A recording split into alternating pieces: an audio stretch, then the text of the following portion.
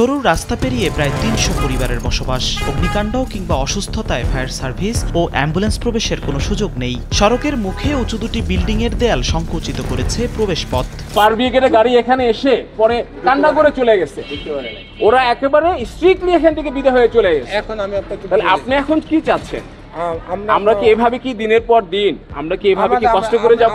আওয়ামী শাসনামলে প্রবেশ পথের অভিযুক্ত দুই বাড়িওয়ালা প্রভাব খাটিয়েছেন ফরিদপুর ৪ আসনের সাবেক এমপি মুজিবুর রহমান নিক্সন চৌধুরীর আত্মীয় পরিচয়ে। ভুক্তভোগী পরিবারগুলো বিভিন্ন মন্ত্রণালয়, অধিদপ্তর এমনকি রাজুকের কাছে অভিযোগ করেও পাননি সমাধান। আমাদের কোনো আপত্তি নাই, কিন্তু এটা নিয়ে যারা বাড়াবাড়ি করতেছে এটা তো ভালো হচ্ছে না। ঢাকা শহরের ডিটেইল এরিয়া প্ল্যানের ম্যাপ অনুযায়ী এই চলাচলের সড়কটি ২০ ফুট চওড়া হওয়ার কথা, তবে বাস্তবে রয়েছে ৮ ফিটের মতো। দুপাশে দাঁড়িয়ে আছে উঁচু ভবন। এমন অভিযোগে এতদিন পর অবশেষে পরিদর্শনে এসেছে রাজুক কর্তৃপক্ষ। সবাই এই জিনিসটা একই রকম জানে যে ড্যাবে আছে ২০ ফিট। এগুলো তো কোনো মানে আকাশ পুরে ইনফরমেশনগুলো আসে নাই, এক্স্যাক্টলি একটা অথেন্টিক বা কিছু একটা তো আসছে।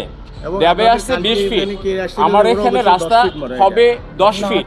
৮ ফিট আছে, ১০ ফিট ছেড়ে প্রস্তাবিত আছে আগামী ৫ বছর ১০ বছর পর আবার কি আপনি ভাঙবেন? একটি রিকশা আর ৪ চাকার গাড়ি এই রাস্তা দিয়ে পাশাপাশি চলতে পারে না। নানা বিপদে ফায়ার সার্ভিসের গাড়ি কিংবা অ্যাম্বুলেন্স এসে ফিরে গিয়েছে বহুবার। সব দুর্ঘটনা নিজেদেরই সামলাতে হয় বসবাসকারী পরিবারগুলোকে।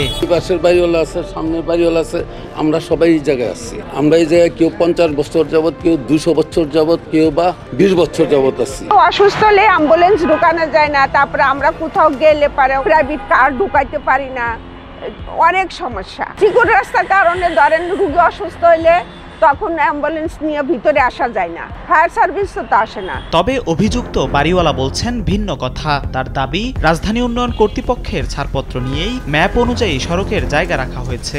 আমরা যে বিল্ডিং করছি রাজুকের একেবারে নিয়ম অনুযায়ী বিল্ডিং করছি, এখানে ১ ইঞ্চি ডেভিয়েশন নাই। ১ ইঞ্চি, আমি চ্যালেঞ্জ করে বলতেছি, রাজুকের প্ল্যান অনুযায়ী একেবারে ১ ইঞ্চি ডেভিয়েশন নাই, আমি চ্যালেঞ্জ করছি।